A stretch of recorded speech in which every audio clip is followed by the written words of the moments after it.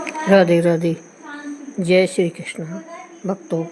ओम नमो भगवते वासुदेवाय। आज हम आप सभी को भाद्रपद शुक्ल द्वादशी की व्रत कथा सुनाने जा रही हूँ। कहते हैं कि इस दिन भगवान वामन की पूजा करने से और इन कथाओं के श्रवण करने से व्यक्ति के भीतर का अहंकार नष्ट हो जाता है। इसी दिन आत्मबल में भी वृद्धि होती है। वामन द्वादशी के दिन भगवान विष्णु की पूजा करने से बुरे कर्मों से भी छुटकारा मिलता है। तो आइए बड़ी ही श्रद्धा और प्रेम भाव से वामन द्वादशी की पावन कथा का श्रवण करते हैं और भगवान श्री हरि विष्णु की कृपा के साक्षी बनते हैं। पवित्र हिंदू ग्रंथ श्रीमद् भागवत पुराण के अनुसार जब राजा बलि ने अपने पराक्रम से समस्त देवताओं को पराजित कर दिया, तब सभी देवता भय के कारण छिपकर रहने लगे। तब माता अदिति ने व्रत रखा और उन्होंने 12 दिन तक केवल दूध का सेवन किया। उनकी भक्ति से श्री हरि अत्यंत प्रसन्न हुए और उन्हें दर्शन दिए। भगवान ने माता अदिति को वरदान स्वरूप उनके पति ऋषि कश्यप द्वारा गर्भवती होने का आशीर्वाद दिया और यह भी कहा कि स्वयं भगवान विष्णु पुत्र रूप में उनके गर्भ से जन्म लेंगे। साथ ही भगवान ने यह भी कहा कि वे उस बालक की रक्षा करेंगे, किंतु इस रहस्य को किसी से प्रकट न करने की आज्ञा दी और अंतर्ध्यान हो गए। भगवान के आशीर्वाद से अदिति गर्भवती हुई और समय आने पर भगवान स्वयं 52 अवतार लेकर प्रकट हुए। उनके चारों भुजाओं में से एक में शंख, दूसरे में चक्र और तीसरे में गदा, चौथे में कमल सुशोभित था। देखते देखते वे वामन ब्राह्मण के रूप में प्रकट हुए। इस अवतार में उनकी शोभा अद्वितीय थी। पृथ्वी ने उन्हें कृष्ण मृग चर्म प्रदान किया, चंद्रमा ने दंड, माता अदिति ने कौपिन और कटी वस्त्र, ब्रह्मा जी ने कमंडल, सप्त ऋषियों ने कुशा, सरस्वती ने रुद्राक्ष की माला और जगत जननी ने उन्हें भिक्षा दी। इसी कारण इस दिन को वामन द्वादशी कहा जाता है। जब वामन अवतार प्रकट हुए तब वे राजा बलि के पास गए और भिक्षा स्वरूप 3 पग भूमि मांगी। गुरु शुक्राचार्य ने बलि को ऐसा करने से मना किया, किंतु प्रतिज्ञा पर अडिग रहते हुए राजा बलि ने विष्णु को 3 पग भूमि दान में दे दी। भगवान ने एक पग से स्वर्ग, दूसरे पग से पृथ्वी को नाप लिया। तीसरे पग को रखने के लिए कोई स्थान शेष न रहा। बलि संकट में पड़ गए कि अब वचन कैसे निभाए। अंततः उन्होंने अपना शीश भगवान के समक्ष अर्पित कर दिया और कहा, प्रभु, आपका वचन शिरोधार्य करता हूँ। राजा बलि के वचन पालन से प्रसन्न होकर भगवान विष्णु ने उन्हें वरदान देने का वचन दिया। बलि ने मांगा कि भगवान सदा उनके सम्मुख रहे। तब श्री विष्णु ने अपने वचन का पालन करते हुए पाताल लोक में राजा बलि के द्वारपाल बनने को स्वीकार किया। वामन द्वादशी की पूजन विधि। इस दिन प्रातःकाल भक्तों को श्री हरि का स्मरण कर विधि विधान से पूजा करनी चाहिए। शुद्ध देसी घी का दीपक जलाकर चंदन, तुलसी पत्र, रक्त, चंदन, मौसमी और मिश्री का भोग अर्पित करना चाहिए। तत्पश्चात रुद्राक्ष की माला से मंत्र जप करें। संध्या समय व्रत रखकर भगवान वामन का पूजन और कथा श्रवण करना चाहिए। परिवार सहित भगवान का प्रसाद ग्रहण करने से पुण्य प्राप्त होता है। इस दिन चांदी, चावल और दही का दान विशेष फलदायी माना जाता है। मान्यता है कि इस दिन व्रत एवं पूजन करने से भगवान वामन प्रसन्न होकर भक्तों की सभी मनोकामनाएं पूरी करते हैं। ऐसा भी कहा जाता है कि वामन द्वादशी पर पूजा करने से मनुष्य के सभी पाप नष्ट हो जाते हैं। साथ ही इस पूजा से कार्य और व्यापार में आने वाली बाधाएं भी दूर होती है। यदि प्रतिदिन भगवान को अर्पित अन्न का सेवन किया जाए तो मनुष्य हर प्रकार के दोषों से मुक्त हो जाता है। वामन द्वादशी के पूजन और व्रत से निरोगी काया, सफलता और पारिवारिक सुख की प्राप्ति होती है। धार्मिक मान्यताओं के अनुसार अगर इस दिन श्रवण नक्षत्र हो तो इस व्रत का महत्व और भी बढ़ जाता है। भक्तों को इस दिन उपवास करके वामन भगवान की स्वर्ण प्रतिमा बनवाकर पंच उपचार सहित उनकी पूजा करनी चाहिए। जो भक्त श्रद्धा एवं भक्ति पूर्वक वामन भगवान की पूजा करते हैं, वामन भगवान उन्हें सभी कष्टों से इस प्रकार मुक्ति दिलाते हैं जैसे उन्होंने देवताओं को राजा बलि के कष्ट से मुक्ति दिया था। विधि विधान पूर्वक व्रत करने से सुख, आनंद और मोक्षदायी फलों की प्राप्ति होती है। तो प्रेम से बोलिए वामन भगवान की जय। भक्तों, अब हम विष्णु भगवान की कथा का श्रवण करेंगे। विष्णु भगवान की 3 पत्नियां थीं, लक्ष्मी, सरस्वती और गंगा। तीनों परम गुणवती और सदैव विष्णु के प्रति अनुरक्त थी, परंतु तीनों की स्वभावगत प्रवृत्तियां अलग अलग थीं। भगवान विष्णु स्वयं भी तीनों से अनन्य प्रेम करते थे और समाज में उन्हें समान अधिकार दिए थे। परंतु एक दिन संदेह उत्पन्न हुआ कि विष्णु मेरी उपेक्षा गंगा को अधिक प्रेम करते हैं। जब यह संदेह सरस्वती के हृदय में उठा तो उनमें ईर्ष्या भी जागृत हो गई और वे गंगा से जल उठी। वे बात बात पर गंगा को कटु वचन कहने लगी, जबकि गंगा मौन रहती थी। लक्ष्मी को सरस्वती का यह व्यवहार अच्छा नहीं लगा। उन्होंने अवसर पाकर सरस्वती से कहा, बहन, तुम जब देखो गंगा को कटु वचन कहती रहती हो, यह उचित नहीं है। मेरी बात मानो और गंगा को उल्हाना देना बंद करो। यह सुनकर सरस्वती क्रोधित हो गई और बोली, लक्ष्मी, तुम गंगा का पक्ष लेकर मेरा अपमान कर रही हो। मैं यह अपमान सहन नहीं कर सकती। मैं तुम्हें श्राप देती हूँ कि तुम नदी बनकर धरती पर प्रवाहित हो। लक्ष्मी शांत स्वभाव की थी, अतः उन्होंने सरस्वती के श्राप को प्रतिकार नहीं किया और न ही कठोर वचन बोले, मानो कुछ हुआ ही न हो। किंतु गंगा को यह श्राप असहनीय लगा। वे क्रोध से उत्तेजित होकर बोली, सरस्वती, तुमने लक्ष्मी को श्राप दिया है, मैं तुम्हें भी श्राप देती हूँ कि तुम भी नदी बनकर धरती पर बहो। सरस्वती ने प्रत्युत्तर में कहा, मैं तो नदी बन जाऊंगी, परंतु तुम भी वैकुंठ में नहीं रह सकोगी। मैं तुम्हें भी श्राप देती हूँ कि तुम भी नदी बनकर धरती पर प्रवाहित हो।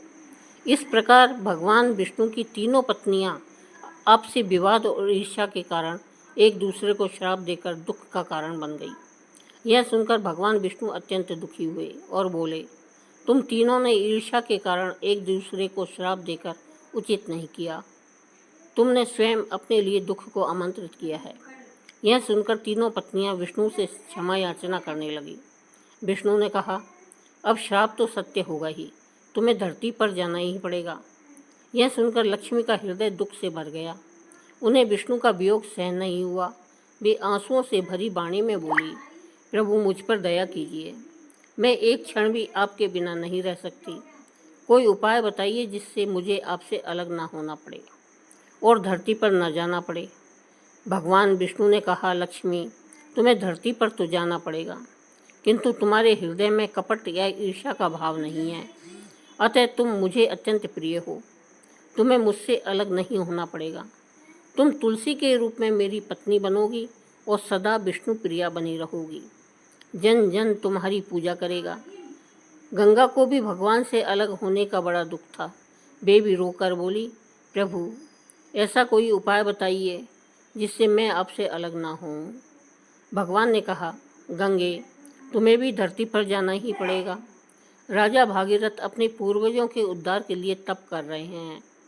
तुम्हें गंगा रूप में धरती पर अवतरित होकर भागीरथ के पूर्वजों का उद्धार करना होगा। तुम धरती पर बहकर अंततः समुद्र में मिल जाओगी और सदा मुझ में ही विलीन रहोगी। स्वर्ग से अवतरित होकर भी तुम मेरा ही अंश बनी रहोगी।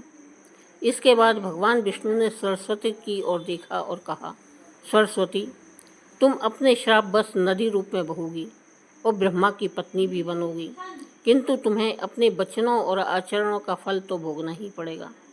सरस्वती ने कहा, प्रभु, आप लक्ष्मी और मुझ में भेदभाव कर रहे हैं। आपने लक्ष्मी को अपने पास रहने दिया और मुझे अलग कर दिया। यह अन्याय है। विष्णु बोले, सरस्वती, किसी को भी न मैं विलग करता हूँ और न अपने पास रखता हूँ। मेरी किसी में ना तो कोई विशेष शक्ति है और न ही किसी में विरक्ति है। सबको उनके गुण और कर्मों के अनुसार ही मेरा सहचर्य प्राप्त होता है। लक्ष्मी सबको समान रूप से प्रेम करती है और यही कारण है कि वे सदा मेरे साथ रहती हैं, परंतु तुम ईर्ष्या और संशय से वशीभूत रहती हो। यही कारण है कि तुम्हें मुझसे अलग होना पड़ रहा है।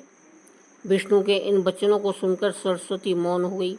उन्हें ऐसा लगा जैसे विष्णु का प्रत्येक शब्द साक्षात सत्य बनकर उनके सम्मुख खड़ा हो गया। एक समय सावर्णी मुनि की पुत्री तुलसी, जो अत्यंत सुंदर थी, ने संकल्प किया कि वे भगवान नारायण को पति रूप में प्राप्त करेंगी। इसके लिए वो बद्रीवन में जाकर कठोर तपस्या करने लगी। दीर्घकालीन तप से प्रसन्न होकर ब्रह्मा जी ने उन्हें दर्शन दिया और वर मांगने को कहा। तुलसी ने कहा, हे सृष्टिकर्ता ब्रह्मदेव, आप अंतर्यामी हैं, आपसे क्या छुपा है। फिर भी मैं अपनी इच्छा बताती हूँ। मैं चाहती हूँ कि भगवान श्री हरि मुझे पति रूप में प्राप्त हो। ब्रह्मा जी बोले, देवी, पूर्व जन्म के अपराधवश तुम्हें श्राप मिला है और इसी प्रकार नारायण के एक पार्षद को भी दैत्य कुल में जन्म लेने का श्राप मिला है। वह दैत्य है, नारायण का अंशधारी होगा और उसी से तुम्हारा विवाह होगा। जब वह शाप से मुक्त होगा तब नारायण सदा सर्वदा के लिए तुम्हारे पति बनेंगे। तुलसी ने यह वचन स्वीकार किया। दैत्य कुल में वह पार्षद शंखचूड़ के रूप में जन्मा। कुछ समय बाद जब वह ब्राह्मण का वेश धारण किए बद्रीवन पहुंचा तो वहां तुलसी को देखकर मोहित हो गया और विवाह का प्रस्ताव रख दिया। उसी समय ब्रह्मा जी वहां आए और बोले, तुलसी, देखो शंखचूड़ कैसा देव उपम प्रतीत हो रहा है। यद्यपि वह दैत्य कुल में जन्मा है, फिर भी उसमें नारायण का अंश विद्यमान है। तुम इसका प्रस्ताव स्वीकार करो। तुलसी ने स्वीकार कर लिया और गंधर्व विवाह हुआ। तुलसी शंखचूड़ के महल में पत्नी रूप में रहने लगी। शंखचूड़ ने अपनी पत्नी तुलसी के साथ राज्य का विस्तार इतना किया कि देवताओं तक को पराजित कर दिया। देवताओं की स्थिति दयनीय हो गई। वे ब्रह्मा, विष्णु और शिव के पास अपनी व्यथा सुनाने पहुँचे। ब्रह्मा ने कहा, शंखचूड़ को जब तक पराजित नहीं किया जा सकता, जब तक तुलसी का पतिव्रत धर्म भंग न हो। विष्णु ने कहा, शंखचूड़ पूर्व जन्म में मेरा पार्षद था, श्रापवश दैत्य कुल में जन्मा और तुलसी के पतिव्रत से अजय है। देवताओं की सहमति से भगवान शिव ने शंखचूड़ को संदेश भेजा, देवताओं का राज्य लौटा दो या युद्ध करो। शंखचूड़ ने उत्तर दिया, राज्य विस्तार करना हर राजा का धर्म है। मैंने किसी को कष्ट नहीं दिया। देवता मेरी प्रजा बनकर रहे, युद्ध उचित नहीं है। भगवान शंकर मुस्कुराए, क्योंकि वे जानते थे कि समय समीप है। युद्ध छिड़ गया। कई दिनों तक शंखचूड़ अदृश्य रहकर अस्त्र शस्त्र चलाता रहा। देवता असहाय हो गए। तब भगवान शिव ने विष्णु से उपाय करने को कहा। विष्णु तुलसी के पास ब्राह्मण का रूप धारण करके गए और युद्ध विजय का समाचार सुनाकर उनके गले लग गए। पतिव्रता तुलसी ने अज्ञानवश आलिंगन किया और उसी क्षण उनका पतिव्रत नष्ट हो गया। उसी समय भगवान शिव ने शंखचूड़ का वध कर दिया। जब तुलसी को सत्य का पता चला और उन्होंने विष्णु को अपने सम्मुख देखा तो वे क्रोधित हो उठी और बोली, एक सती स्त्री के धर्म का हरण करने के अपराध में हे नारायण, तुम पत्थर बनो। विष्णु ने उनके श्राप को सिरोधार्य कर कहा, देवी, तुम्हारे तथा शंखचूड़ के कल्याण के लिए ही मुझे यह करना पड़ा। अब तुम तुलसी वृक्ष के रूप में जन्म लोगी और मेरी पूजा सदैव तुलसी दल से होगी। मैं शालिग्राम शिला के रूप में स्थापित होऊंगा और तुम्हारे बिना मेरी पूजा पूर्ण नहीं होगी। शंखचूड़ की अस्थियों से गंडकी नदी प्रकट होगी। अगले जन्म में मैं बद्रीनाथ में स्थापन होकर पूजा जाऊंगा। सभी भक्तों से प्रेम से पूर्वक कहा, तुलसी माता की जय, शालिग्राम भगवान की जय, विष्णु भगवान की जय। अब हम तुलसी की एक कथा सुनते हैं। किसी नगर में एक ब्राह्मण अपनी पत्नी के साथ रहता था। वह भिक्षा मांगकर जीवन गुजारता था और भगवान की पूजा में लगा रहता था। वह उतनी ही भिक्षा मांगता जिससे उसका और उसके परिवार का पेट भर जाए।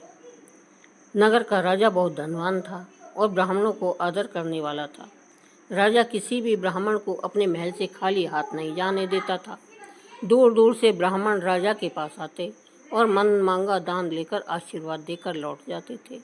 एक दिन ब्राह्मण की पत्नी ने ब्राह्मण से कहा, दूर दूर से ब्राह्मण राजा से मनचाहा दान लेकर चले जाते हैं और तुम यहाँ रहकर राजा के पास नहीं जाते। क्या मैं जन्म भर कंगाल झेलती रहूँगी? आज तुम जाकर राजा से कुछ मांग लो। ब्राह्मण ने पत्नी को समझाते हुए कहा, तू बावली है, हमें धन की क्या ज़रूरत है। हमें इतना मिल जाता है जिससे पेट भर सके। राजा का धन अच्छा नहीं होता, हमें वह नहीं लेना चाहिए। ब्राह्मण की पत्नी जिद पर आ गई और बोली, मैं तेरी कोई बात नहीं सुनूंगी। कब तक हम कंगाली में जिएंगे? तू रोज माला लेकर बैठ जाता है। बच्चों को क्या सिखाएंगे, क्या खिलाएंगे और क्या पहनाएंगे? उनका भी मन मुरझा जाएगा। अब तू राजा के पास जा। राजा बहुत भला व्यक्ति है, अवश्य मनमांगा दान देगा। मजबूर होकर ब्राह्मण राजा के महल की ओर चल पड़ा, परंतु उस दिन राजा महल में नहीं था। ब्राह्मण वापस लौट आया। अगले दिन पत्नी ने फिर भेजा, लेकिन राजा फिर ना मिला। तीसरे दिन जाकर राजा से मिला। राजा ने उसका स्वागत किया, आसन पर बैठाया और 2 दिन न मिलने के लिए क्षमा मांगी। राजा ने कहा, मैं आपकी क्या सेवा कर सकता हूँ?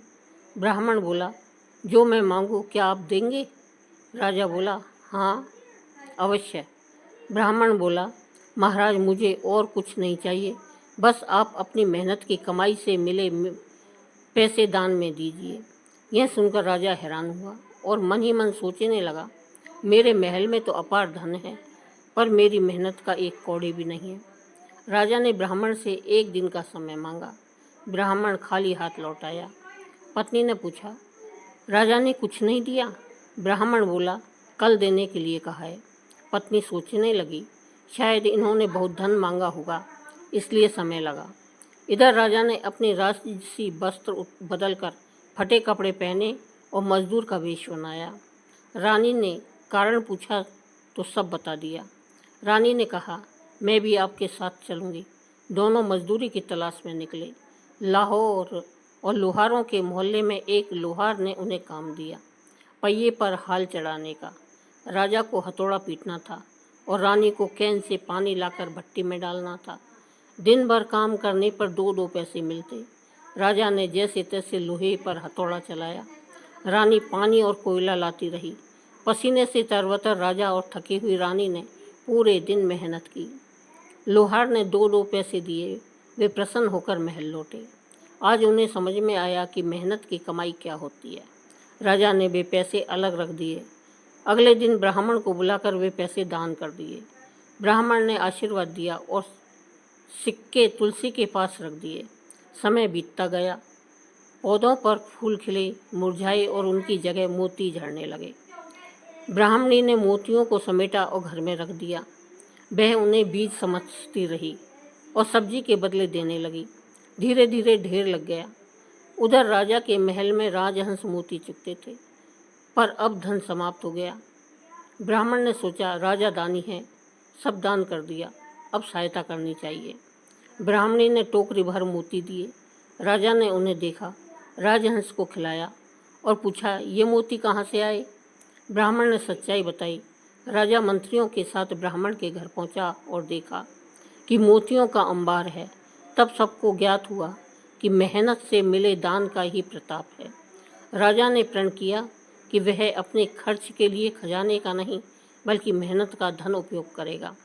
उसने खजाने और दान से जनता के लिए धर्म कर्म कार्य आरंभ किए।